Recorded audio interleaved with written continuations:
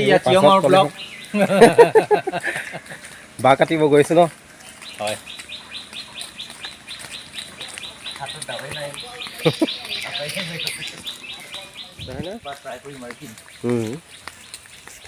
কয়টো দাঁত দিছ দাও আনিছ দুইটাহে চাৰিডাল কাটি দিব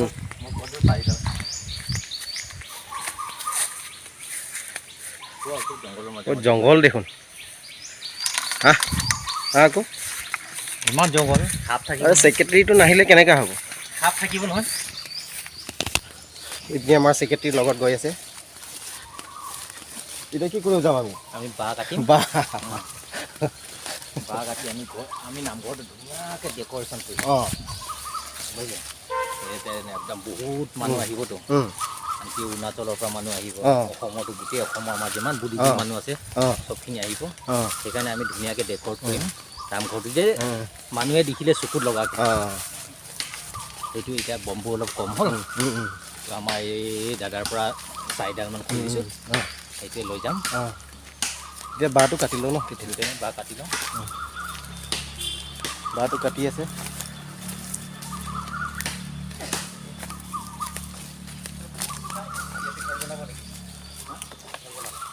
এই অলপ মাজৰটো কাট কাটিবই কৈছে উঠাব বোলে এইপিনি চাইপিনি হয় সেই আগপিনিতহে উঠাব এইটো কাটি দিম এই মাজৰটো কাট একদম আগলিটো কাম দিব একদম আগলিলে য'ত ব্লকটোতো য'তে ত'তে না অলপ মাজৰ বিচাৰিলে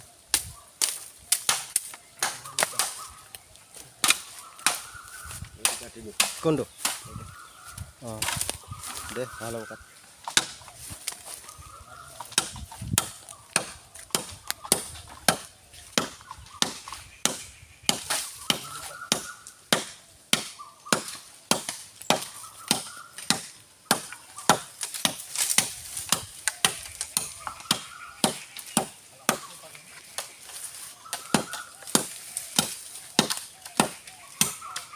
ছেক্ৰেটাৰী বাঁহ দাঙি লৈ আহিছে দেখোন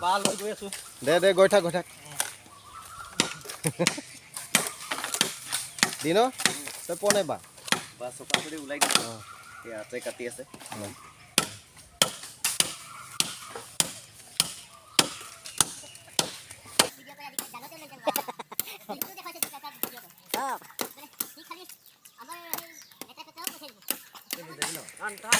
এইটো চক বাট আনিছে আমাৰ বুঢ়িয়া জোৰ দিয়া বুঢ়িয়া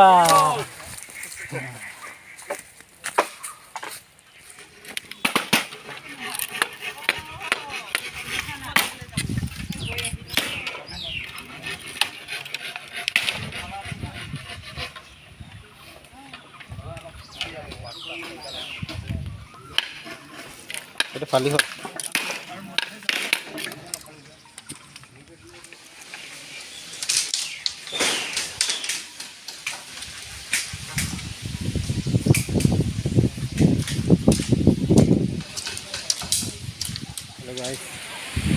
আজি মানে নামঘৰত আহিলোঁ অলপ ৰাইজৰ কাম আছিলে বেৰাকেইটা বনালোঁ তাকে আমাৰ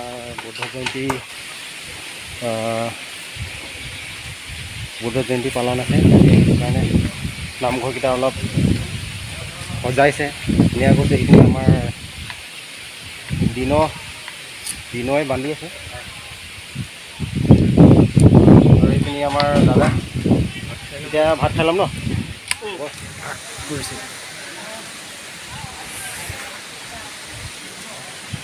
ৰাইজে ভাত খাই আছে এতিয়া আমিও যাম খাবলৈ ভাত এতিয়া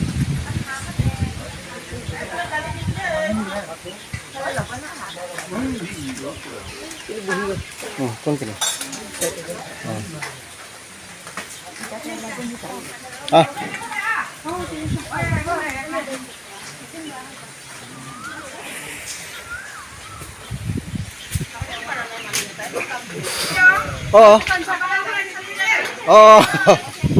ক'ত গ'ল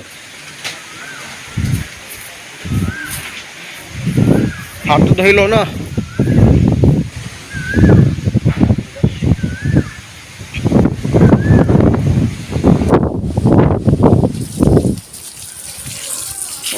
হাতটো ধুই লৈছোঁ আৰু ভাল লাগিছে দেই এইটো